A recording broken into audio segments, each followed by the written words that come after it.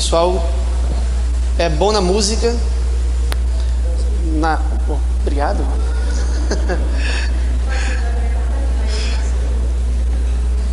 Excelente o trabalho de vocês. Os irmãos possam aí auxiliar para que vocês possam continuar levando a mensagem de Deus. Como ele falou, não é apenas boa música, é muito boa música, né? Mas não é apenas muito boa música, é uma pregação, é mensagem levada aos corações quebrantados que precisam ouvir a palavra de Deus. Também fortalece, né, os que já têm uma experiência com Deus. Os irmãos tocam muito bem, viu? Instrumentos novos ali que estão muito bem tocados. Estão muito bem tocados. Excelente o trabalho de vocês. Deus continue abençoando. Irmãos, tenham paciência comigo que eu vou tentar construir símbolo por símbolo, certo?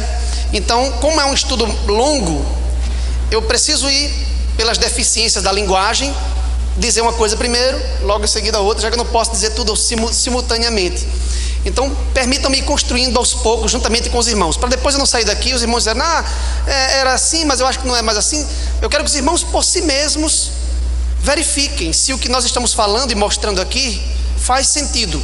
Por isso que toda hora eu paro e pergunto: estão compreendendo? Os irmãos concordam até aqui? Os irmãos estão adquirindo essa compreensão? E os irmãos vão confirmando aí, me dando um feedback, e a partir desse feedback eu vou avançando no estudo do Apocalipse, no estudo sobre esses poderes mundiais que se opõem a Deus e ao seu povo na história. Ok, o que é que nós já temos até aqui? O que temos até aqui é que João estabeleceu um símbolo composto através de uma arte literária chamada síntese alegórica. Ele sintetizou em um único símbolo as 4 bestas de Daniel, capítulo 7. Logo, a besta que João viu envolve todos esses poderes. A besta que João viu não é apenas o papado, mas envolve todos os poderes das bestas daniélicas. Pelo menos envolve o leão babilônico, o urso medo-persa, o leopardo grego, o monstro descritível romano e o chifre pequeno. Pelo menos. Qualquer pessoa que lê a descrição da besta no capítulo 13 vai perceber as características desses 5 poderes que já tinham sido mencionados em Daniel 7. Ok? Então, a besta é a síntese alegórica de todos os poderes que atuam nesse mundo caído. E as cabeças representam seus poderes hegemônicos ao longo da história, que atuam de modo sequencial e sucessivo, uma cabeça por vez, e a cabeça do momento representa o monstro inteiro em sua totalidade. Ok? E já conseguimos identificar 2 dessas cabeças.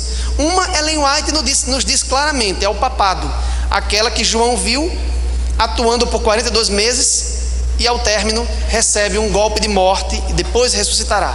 Não é isso? E sabemos que a cabeça que antecede imediatamente a esta é a cabeça representada pelo dragão no capítulo 12, ou seja, Roma imperial, Roma pagã.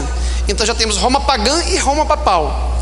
Se nós levarmos a sério o transfundo literário e cultural do livro de Daniel e a dependência de João para com esse transfundo literário, nós devemos acrescentar na besta também as outras potências daniélicas. Ok? Quais seriam as potências daniélicas? Babilônia, Medo-Pérsia, Grécia. Já temos Roma pagã e agora Roma papal. Ok? Então já teríamos 5 cabeças da besta. A questão, irmãos, é que a interpretação tradicional começa a sequência, começa a contagem com quem? Com o Egito. Depois vem a Síria. Aí a partir daqui começa a sequência igual a Daniel: Babilônia, Medo-Pérsia, Grécia, Roma pagã e Roma papal, que são 5 cabeças que nós sabemos que de fato faz parte da besta. Temos ou não temos certeza disso? De que pelo menos 5 das cabeças, 5 das 7 representam aquelas potências daniélicas: Babilônia, Medo-Pérsia, Grécia, Roma pagã e Roma papal. Disso temos certeza, não é? Agora, qual é a certeza que nós temos para inserir Egito e a Síria entre as cabeças da besta? Em termos literários, nenhuma, porque Daniel nunca menciona Egito nem a Síria como poderes mundiais anti-Deus que operaram ao longo da história. Então, em termos de raízes no Antigo Testamento, no texto, nós não temos. Não temos provas materiais escriturísticas para inserir Egito e a Síria entre as cabeças.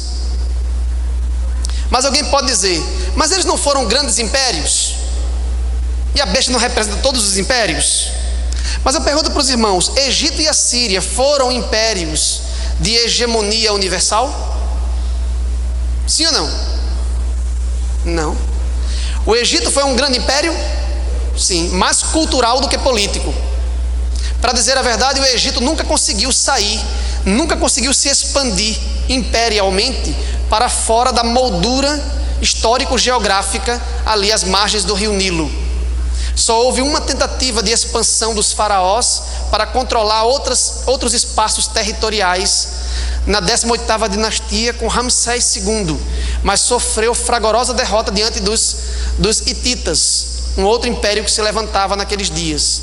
Então, na realidade, embora o Egito tenha sido um grande império cultural, ele não foi um império de hegemonia universal que controlou, dominou soberanamente sobre outros impérios.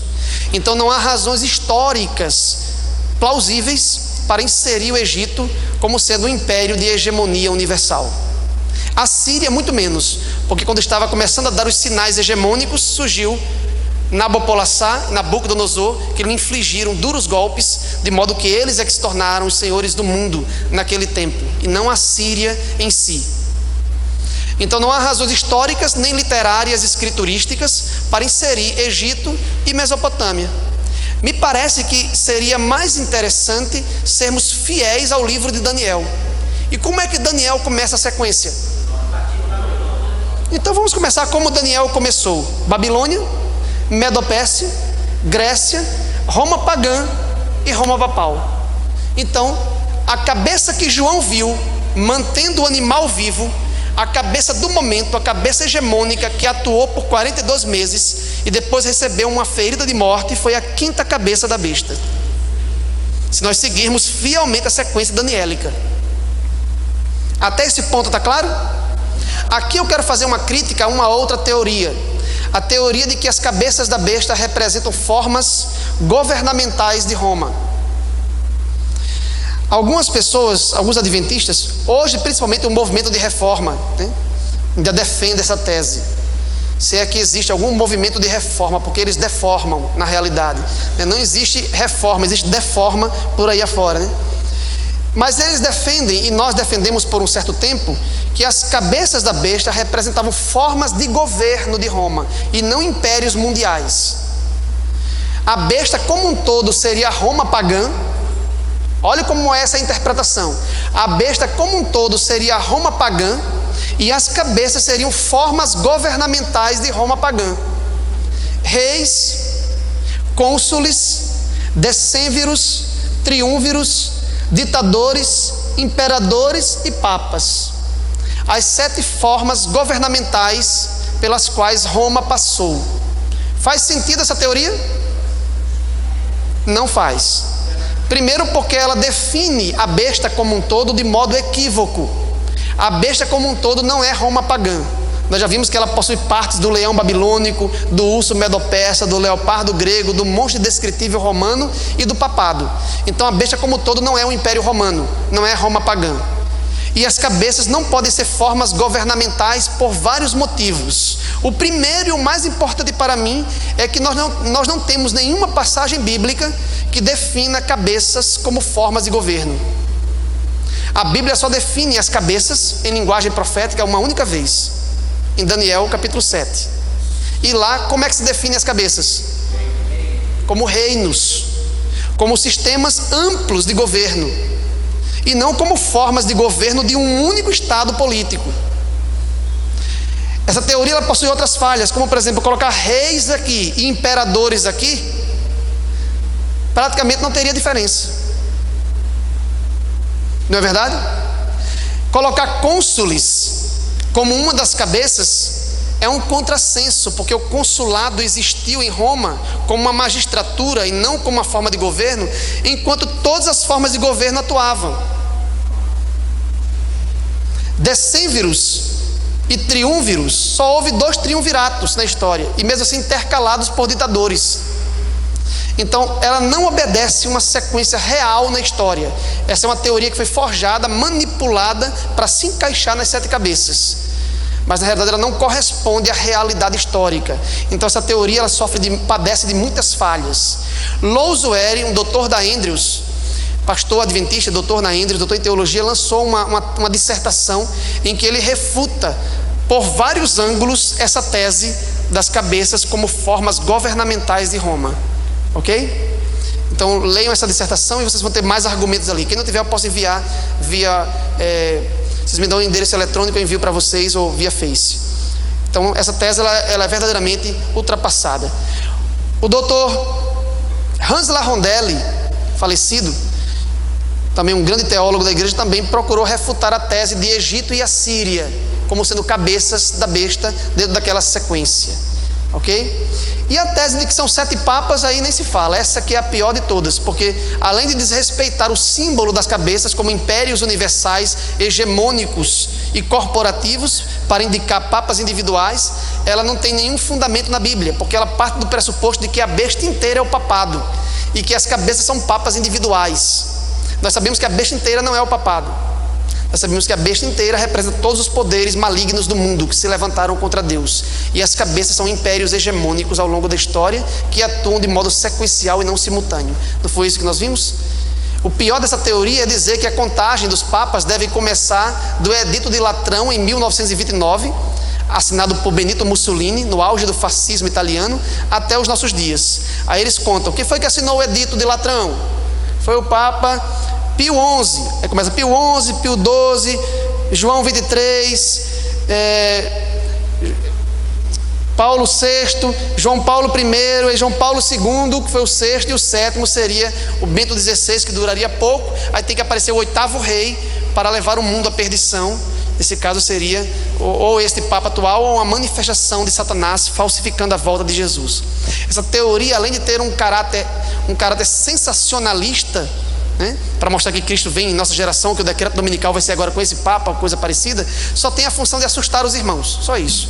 E ela não se encaixa nas descrições que a Bíblia faz dos símbolos proféticos.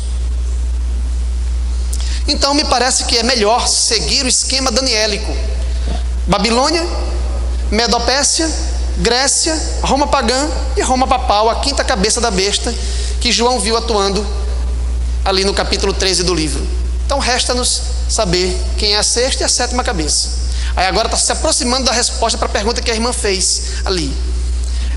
Mas nós precisamos compreender claramente até aqui. Se há alguma dúvida até a 5ª cabeça, nós temos que tirar essa dúvida agora, porque o que vamos falar em seguida só será bem assimilado se nós tivermos a compreensão clara dessa sequência até este ponto. Ok? Uma outra falha da teoria dos 7 papas é que a irmã White diz que uma das cabeças da besta, a que foi ferida de morte, representa todo o sistema papal. Ora, se uma cabeça representa todo o papado, como é que as outras vão representar papas individuais? Então evidentemente essa teoria não suporta o crivo da investigação. A teoria é bem alarmista, mas não suporta o crivo da investigação. Então, fala aí.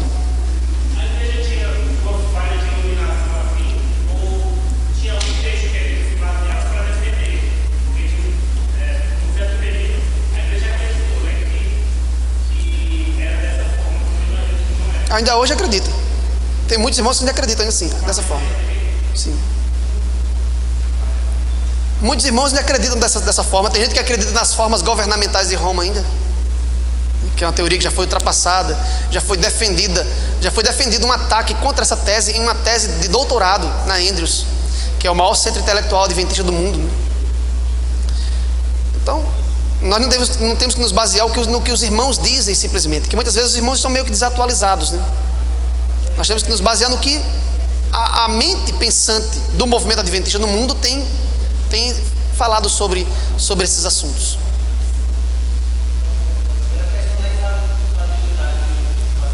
Sim. Sim. Pode dizer sem medo de errar que a igreja errou, porque nós não temos nenhuma, nós não arrogamos infalibilidade em nenhum momento. A igreja erra em suas interpretações.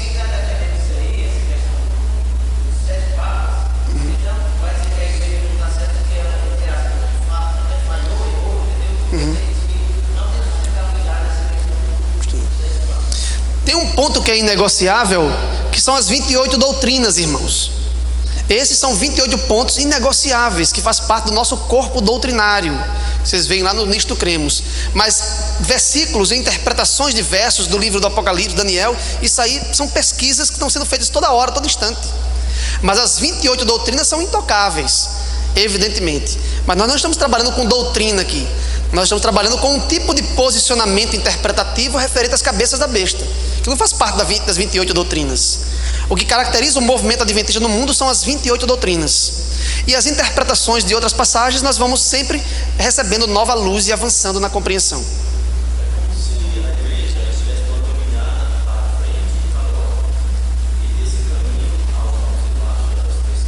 Sim. Intocável. Sim, os pilares, né? Sim.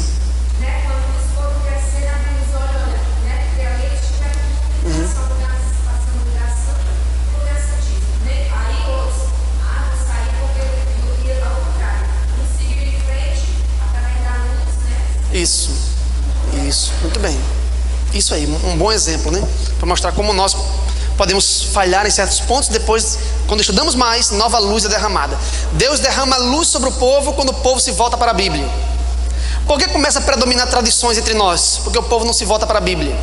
Quando o povo se volta para a Bíblia, começa, não era assim, começa a rever certos pontos e avançar no conhecimento da verdade. Quando vocês viram um povo bem quieto, bem tranquilo, sem se voltar para a Bíblia, é porque Deus não está ao lado do povo nesse momento. Ou melhor, o povo não está ao lado de Deus. Deus está ao lado do povo quando o povo está voltado sobre a Bíblia, caindo sobre o livro para investigar e procurar nele as palavras da vida eterna, cavando, procurando a verdade como se fosse tesouro escondido. É nesse momento que Deus começa a abençoar o povo. Quando o povo começa a achar que já sabe muito, que está relaxado, que não precisa mais estudar, aí Deus envia as heresias. Aí começa a aparecer um monte de movimento herético dentro da igreja para fragmentar a unidade da igreja e levar um bocado de gente para fora. Deus permite que isso aconteça, Satanás vai e atua por meio das heresias. Deus permite que isso aconteça, que a operação do engano venha sobre muitos. Foi o que ocorreu com o movimento antitrinitariano no Brasil, né? Pegou um bocado de gente que tinha mais de 50 anos na igreja sem saber nada de Bíblia. Apareceu um bando de pessoas que não sabiam praticamente nada de Bíblia, tanto quanto eles, mas porque estudou um pouquinho contra a Trindade, saiu, levou um bocado de gente para o movimento antitrinitariano. Sim. Sobre Ellen White, que é a próxima crise que vai vir. Eu estou profetizando não, viu, irmãos? Eu percebo que isso vai acontecer pelos nossos estudos. Será a próxima crise com relação aos escritos de Ellen White, mais na frente, sobre a veracidade de seus escritos. Já está aí um movimento antidízimo na internet, que dízimo não é coisa do Novo Testamento, era coisa do santuário no Antigo Testamento, ninguém deve dar mais dízimo. Aí está aparecendo um monte de movimento aqui e ali, está levando um bocado de gente. É Deus permitindo um peneiramento, para que o povo que está relaxado seja levado por qualquer vento de doutrina, mas o trigo precioso ficará. A palha é levada pelo vento, mas o ouro fica ali. Então se segure nas malhas da peneira, porque o que tiver de ser sacudido será. Certo, irmão? Vamos lá, vamos prosseguir nosso estudo. Pode.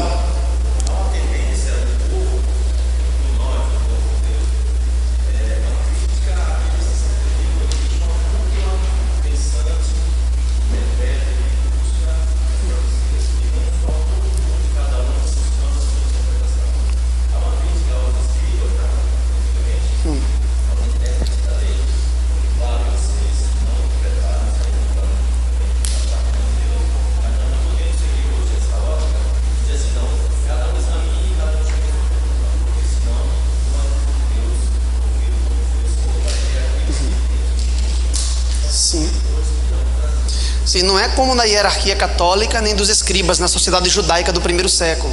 Na realidade é porque nós muitas vezes temos tantas funções. A irmã ali é nutricionista, o irmão ali é médico, o irmão ali é engenheiro, tem tantas funções que eles não têm como dedicar a vida inteira à investigação profunda do texto. Então o que é que nós como povo fazemos? Nós ajudamos, nós financiamos, né, por meio dos nossos dízimos, nós sustentamos e mantemos pessoas para dedicarem as vidas ao estudo da palavra. Não necessariamente os pastores, mas os teólogos em si, porque tem pastor que não é teólogo, né? pastor ele tem formação em teologia, mas ele escolhe se ele vai para a área mais devocional ou para a área técnica do texto. Eu optei pela área técnica, não para apacentar as ovelhas. Optei pelo estudo técnico do texto. Então a minha vida é ler manuscritos em aramaico, manuscritos em grego, manuscrito em hebraico, ler o texto de um lado, do outro, por trás, para frente, todos os lados. E nós estamos ajudando, nós temos o prazer de colaborar para que esses estudos avancem. Então evidentemente esses homens chegarão a conclusões mais profundas do texto do que nós que estamos ocupados com outros afazeres no dia a dia. E isso é motivo de orgulho para nós, saber que nós estamos patrocinando essa causa em todo o mundo agora. Em 230 países está ocorrendo isso, espalhados pelo mundo todo, né? Vamos em frente, vamos continuar nossa compreensão do Apocalipse 13. Eu tenho medo dessas intervenções demais, irmão, e a gente não tem mais tempo, viu? Vai em frente. Muito bem, irmão. Aí agora eu gostei, viu, irmão? Agora você o irmão está na expectativa, querendo saber o que é a sexta cabeça e a sétima, né, irmão? Só tem uma hora. Em uma hora o que é que eu faço, irmão? Em uma hora eu só chego só na sexta cabeça. Então vamos prosseguir. Então eu vou explicar só a besta hoje. Outro dia eu explico quem é a mulher babilônica, explico os outros símbolos ali, os chifres, tudo bem. Vamos lá. Nós temos agora uma sequência montada com base na Bíblia e na Bíblia somente, certo? Porque as outras teorias têm base mais na história do que na Bíblia. Ah, são os papas, mas não tem base bíblica. Pode ter base na história, mas não tem base bíblica. Agora nós temos uma teoria que está baseada na Bíblia e que tem correspondência também histórica secundariamente, não é isso? Não é ler a história e com as lentes da história voltar para a Bíblia, não. É ler a Bíblia e com as lentes bíblicas entender a história. A história sem a Bíblia é um enigma, um monte de acontecimentos desconexos, sem sentido, que não caminha para lugar nenhum. Mas mediante a Bíblia você percebe o sentido da história. Olhando agora para essa sequência montada pela Bíblia, qual é a sequência? Qual é o sentido da história? Nós temos Babilônia, Medopérsia, Grécia, Roma pagã e Roma papal. Qual é o sentido da história agora? A gente vê até aqui 5 sistemas totalitários. Tem algum poder democrático, republicano aqui? Não. Só temos sistemas absolutistas de poder. Concordam? Qual é a principal característica de um sistema absolutista e totalitário? O desrespeito à liberdade de expressão, à liberdade religiosa, à liberdade de consciência. A imposição de suas normas e a punição por meio do braço civil sobre aqueles que não cumprem as normas estatais ou do sistema religioso predominante. É isso que caracteriza um sistema absolutista. E nós temos cinco sistemas absolutistas na história. O que é isso? É o homem querendo se tornar o líder sobre todos os outros homens e impor uma unidade em seu governo. A quem pertence esse atributo, essa característica de governar sobre todos? Mas os sistemas humanos, os impérios, tendem a arrogar para si prerrogativas divinas, de levantar um homem, de constituir um homem rei, imperador, soberano sobre todos os outros, para ter domínio hegemônico. E é o que as cabeças da besta arroga para si. Prerrogativas, atributos que pertencem exclusivamente a Deus, que é a soberania universal. Mas todos eles procuraram soberania universal. Todos eles fundiam o elemento religioso pagão com o elemento político. Na Babilônia não havia distinção entre o sacerdote e o imperador, nem na Medopérsia, nem na Grécia, nem em Roma pagã e nem em Roma papal. Por incrível que pareça, Roma papal, que é uma versão cristã, né, da cabeça da besta, né, nós vemos ali a utilização da força do braço civil para perseguir os hereges, aqueles que discordavam de seus posicionamentos. Então temos 5 sistemas absolutistas, 5 formas de governo autoritária que se levantaram ao longo da história, procurando colocar-se no lugar de Deus. Acontece que a quinta cabeça recebe uma ferida mortal, ok? A irmã White diz que o papado é a obra-prima de Satanás. Satanás veio tentando. Começou com Babilônia, é a semente maligna do autoritarismo, do absolutismo e da união da igreja com o Estado, passou para a Medopérsia. Da Medo-Pérsia passou para a Grécia, da Grécia para o Império Romano e de Roma para o papado. E o papado recebe um golpe de morte. Vamos simular aqui: ferida mortal. Ok. Então a pergunta agora para os irmãos é: quem é a sexta cabeça? Quem é a sexta cabeça?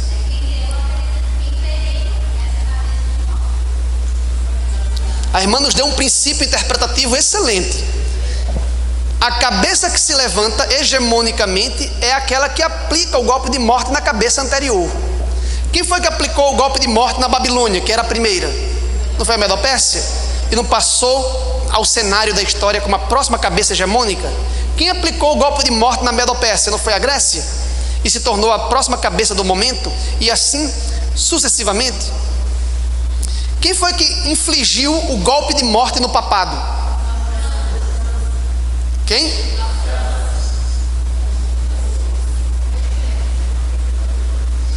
França é um dos 10 chifres da besta. Concorda comigo? Lembra que eu falei que os 10 chifres da cabeça da besta são os reinos bárbaros que fragmentaram a unidade do Império Romano no início da Idade Média e depois se tornaram as potências europeias? Um desses reinos bárbaros eram os francos, não é isso? Então, se a França é um dos chifres, ela não pode ser uma cabeça ao mesmo tempo. Concordam? Mas nós não estamos falando de França simplesmente. Quem aplicou o golpe de morte no papado não foi a França, o reino franco na Idade Média, que estava aliada ao papado durante toda a Idade Média. Foi um novo sistema de governo que surgiu, que brotou na França, como suporte territorial à França. Mas o sistema que surgiu ali, que infligiu o golpe de morte ao papado, era um sistema diferente de todos os outros que tinha se levantado na história. Que sistema é este? França revolucionária. Não estamos falando de França simplesmente. Estamos falando do sistema revolucionário francês. Estamos falando daquilo que foi instituído na Revolução Francesa, que tinha como suporte religioso o ateísmo francês. Mas o ateísmo é uma dimensão religiosa, entre aspas aí, ou antirreligiosa. Mas o sistema revolucionário francês, no aspecto político, se caracteriza não pelo ateísmo. No aspecto político ele se caracteriza por outra coisa. O que foi que a França revolucionária gerou como forma administrativa de governo e que hoje predomina em todos os países do Ocidente? Como? República democrática. Então nós temos aí um sistema republicano democrático. Qual é o principal pilar da república? Separação entre igreja e Estado. Os que vieram antes, havia separação? Mas a França revolucionária infligiu um golpe no antigo regime, no regime absolutista. Destronou o rei, instituiu uma república, separou administrativamente os estados da federação, separou o elemento religioso do elemento político, pôs um fim às perseguições e exaltou os direitos do homem, na Declaração sobre os Direitos do Homem, lá na época da França revolucionária. A busca pelos direitos humanos e a liberdade de expressão e a liberdade religiosa. Isso é a sexta cabeça? Vou ler uma passagem de Ellen White para os irmãos verem um ponto interessante aqui. Antes de eu ler Ellen White, deixa eu ler uma passagem de Apocalipse. Apocalipse 11. Esse é o ponto mais importante dessa discussão, viu, irmãos? Então redobrem a atenção. Quem tiver com sono aí, desperte. Desperte e redobre a atenção. Tem gente que abriu um olho tão grande agora.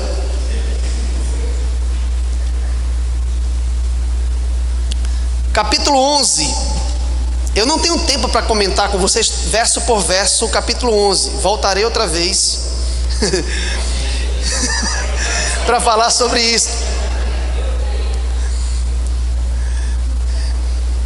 Mas no capítulo 11 tem duas expressões que nos interessam aqui, e que é muito interessante, muito importante. Verso 3: darei as minhas duas testemunhas, que tradicionalmente se interpreta como o Antigo e o Novo Testamento. Não vou trabalhar essa interpretação tradicional agora, né? Mas vamos partir desse pressuposto, né? Darei as minhas duas testemunhas, Antigo e Novo Testamento, que profetizem por 1260 dias, vestidas de pano de saco. Por quanto tempo as duas testemunhas de Deus deveriam profetizar? Quem atuava hegemonicamente durante os 1260 dias? A quinta cabeça, a cabeça papal. O que o texto está nos dizendo é que enquanto o papado estivesse atuando hegemonicamente, Deus iria fazer com que suas duas testemunhas ainda conseguissem profetizar. Mas como? Vestidas de pano de saco e cinza, em luto, em tristeza, porque o papado proibiu a leitura das Sagradas Escrituras pelo homem comum. O papado não aboliu a Bíblia. Sob profissão de reverência para com a Bíblia, retirou das mãos do povo, porque o povo inculto iria interpretar erroneamente a Bíblia. A alegação deles era essa: tirou a Bíblia da mão do povo. Mas a Bíblia ainda profetizava. Existiam pessoas que falavam, que pregavam, mesmo em meio às perseguições papais durante a Idade Média. Entendam que as coisas estão ocorrendo dentro da mesma sequência. Enquanto o papado atua como cabeça hegemônica por 1260 dias ou anos reais, as duas testemunhas estariam pregando, ok? Está claro esse ponto? Eu quero que os irmãos redobrem a atenção, porque vai falar de tempo. Quando envolve cronologia, às vezes a gente se perde um pouco. O papado atua 42 meses e as testemunhas estão atuando por 42 meses, 1260 anos, ok? Agora veja o que diz o verso 7. Quando tiverem então concluído o testemunho, está falando de quem? Das duas testemunhas. Quando tiverem então concluído o seu testemunho, quando é que elas concluem o seu testemunho?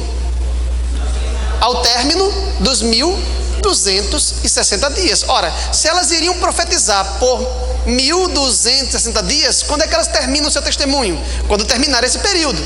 E quando termina esse período, o que acontece com o papado? Não recebe a ferida de morte? João no capítulo 13 não diz que ele atua por 42 meses, depois recebe uma ferida de morte e é lançado no abismo? Não é isso que está escrito lá? É ou não? Pronto. Aqui diz que quando as duas testemunhas terminarem o seu período de atuação, o papado termina também o seu. Mas veja o que acontece. Verso 7 novamente: quando tiverem então concluído o testemunho que devem dar, a besta que está surgindo do abismo pelejará contra elas e as vencerá e matará. Algumas versões diz a besta que sobe do abismo, mas no grego não existe um presente estático. Os verbos gregos trabalham sempre com presentes contínuos, que eles chamam de particípio presente. Então sempre não se traduz eu como, eu pulo, eu ando. No grego é eu estou comendo, eu estou pulando, eu estou andando, sempre no presente contínuo. Então a tradução aqui seria: a besta que está subindo do abismo pelejará contra elas. Contra elas quem? Contra as duas testemunhas, e as matará. Esta besta que está subindo do abismo pode ser o papado? Não, porque quando termina o testemunho das duas testemunhas, termina também a hegemonia papal. Mas agora está falando de uma outra entidade histórica, representada pela besta que está subindo do abismo. Se ela está subindo do abismo, é porque ela foi lançada no abismo.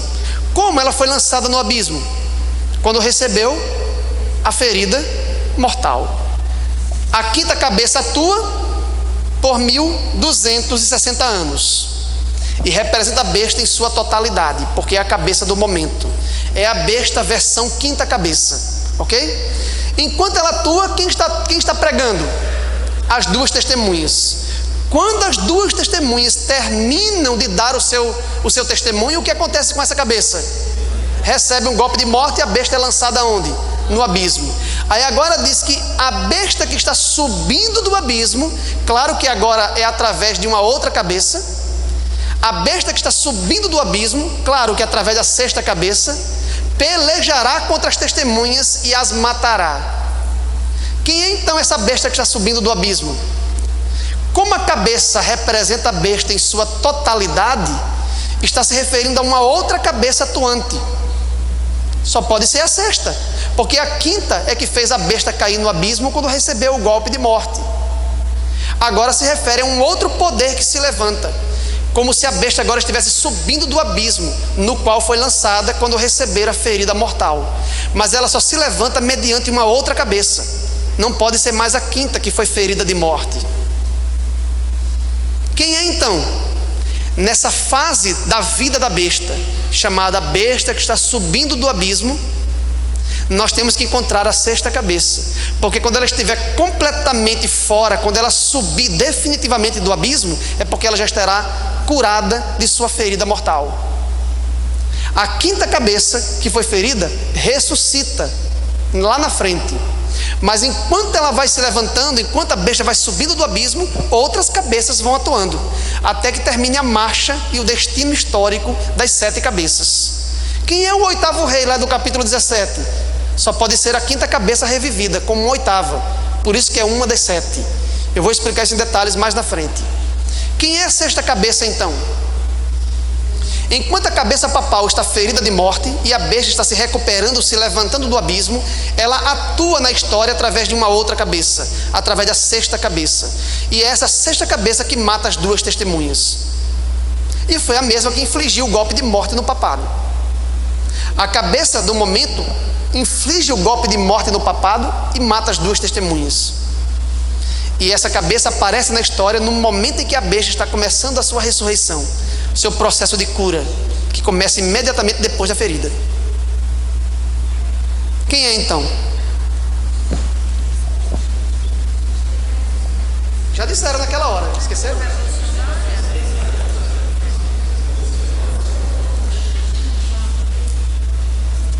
Texto importantíssimo do Grande Conflito, para vocês fazerem um link cronológico, a passagem, a transição entre a quinta e a sexta cabeça. Veja o que Ellen White diz aqui. Página 268, Grande Conflito, capítulo intitulado A Escritura Sagrada e a Revolução Francesa. Já deu uma dica, né? Acho que eu não vou nem ler mais, que já disse, mas eu vou ler assim mesmo. Página 268. Capítulo intitulado A Escritura Sagrada e a Revolução Francesa. Terceiro parágrafo da página 268, ela diz: quando acabarem ou estiverem acabando o seu testemunho, as 2 testemunhas. Olha o comentário que ela faz. O período em que as 2 testemunhas deveriam profetizar, vestidas de saco, finalizou-se em 1798. Quando? Quando foi? O que ocorreu nesse período? Ferida mortal sobre a cabeça papal e a ascensão da França revolucionária. Não é isso? Vamos em frente. Aproximando-se elas do termo de sua obra em obscuridade, elas, as 2 testemunhas, deveria fazer guerra contra elas o poder representado pela besta que sobe do abismo. É um outro poder. Vamos em frente. Em muitas das nações da Europa, os poderes que governaram na igreja e no Estado foram durante séculos dirigidos por Satanás por intermédio do papado, durante séculos. Aqui, porém, se faz referência a uma nova manifestação do poder satânico. A besta que está subindo do abismo não é o papado, é uma nova manifestação do poder satânico. Quem é? Ela continua.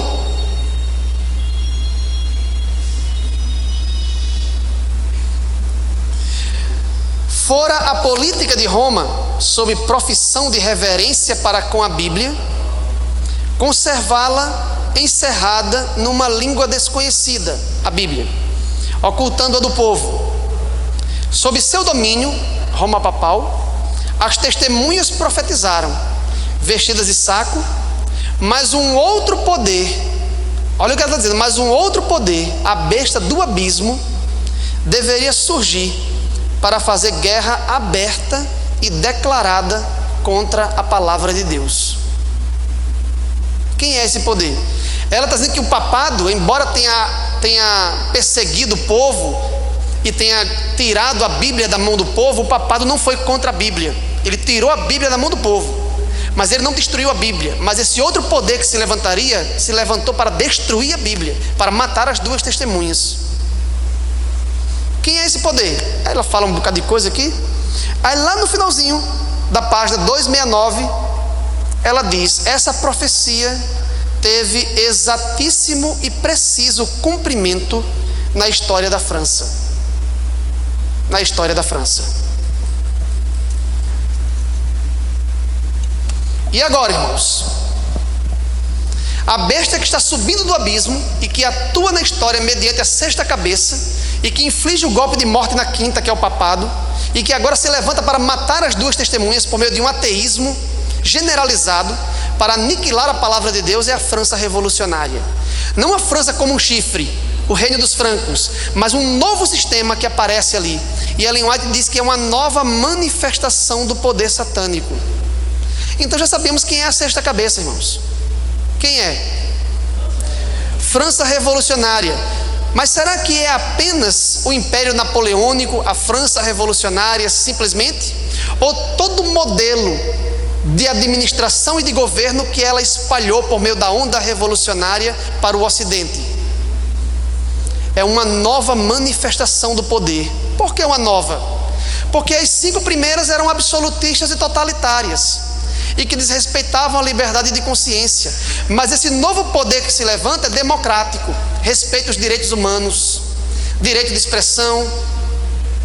A gente acha bom, né? Os direitos humanos, a república, a democracia é uma grande vitória. Não é assim? Porque o sistema totalitário, autoritário, absolutista, que desrespeita a liberdade de consciência, foi ferido de morte. Está em estado de postergação, se levantando do abismo. Mas enquanto isso, Satanás continua operando na história através das repúblicas democráticas. É uma nova manifestação do poder satânico. Satanás percebeu que o tempo moderno, a idade contemporânea estava surgindo e não tinha mais como ele manter um sistema autoritário de governo. E o que é que ele faz então? Ele desperta nova forma de governar. Uma forma mais light de governo, né? Uma forma democrática. Os direitos humanos, liberdade de expressão, separa a igreja do Estado. A gente pensa que Satanás não opera através dessas formas também. Mas veja o que os direitos humanos estão gerando no mundo. O excesso de direitos descabido para minorias étnicas, para o povo de um modo geral, tem sido muito mal utilizado nesses últimos dias. As formas jurídicas, o direito tem aberto tantas portas que está se tornando quase insuportável a vida no Ocidente. Mas a tendência é que essas formas democráticas se expandam cada vez mais até que haja uma insatisfação total e generalizada da sociedade humana contra a democracia. E a democracia ruirá e cairá no final. E sistemas autoritários de governo voltarão a governar a história. E vocês irão ver que a história se repetirá. Deveria ser abominável para mim dizer isso. Como historiador profissional, não deveria fazer uma afirmação como essa, de que sistemas autoritários voltariam, que a democracia vai cair. Mas eu não sou apenas um historiador profissional, eu sou um teólogo. E a Bíblia diz que hoje a besta está em estado de postergação. A natureza violenta, brutal e agressiva da besta, que desrespeita a liberdade, a sua natureza autoritária, não está funcionando agora. Mas a profecia diz que haverá uma recuperação da ferida. E aquela quinta cabeça totalitária, absolutista, que governou na Idade Média, retornará com todo o poder autoritário que tinha. Mas até que ela chegue, passarão ainda quantas cabeças? A sexta e a sétima. Essas duas cabeças estão inseridas dentro da fase da besta que está subindo do abismo. E quando ela estiver plenamente recuperada, será o 8º rei e levará o mundo inteiro à perdição. Até agora, importa que as democracias se expandam pelo mundo. As ditaduras do Oriente vão caindo cada vez mais e o mundo se torna cada vez mais democrático. A liberdade e os direitos humanos se expandem. É a besta em estado de postergação, ferida de morte. Mas ela não fica definitivamente ferida, ela se recupera da ferida e vai impor ao mundo uma legislação universal, sob pena de morte para quem desobedecer e não cumprir. Aí a história se repetirá. Sabemos que a sexta cabeça são as repúblicas democráticas do Ocidente, lideradas pela França revolucionária a princípio. Nesse ponto, a dúvida? Sim ou não?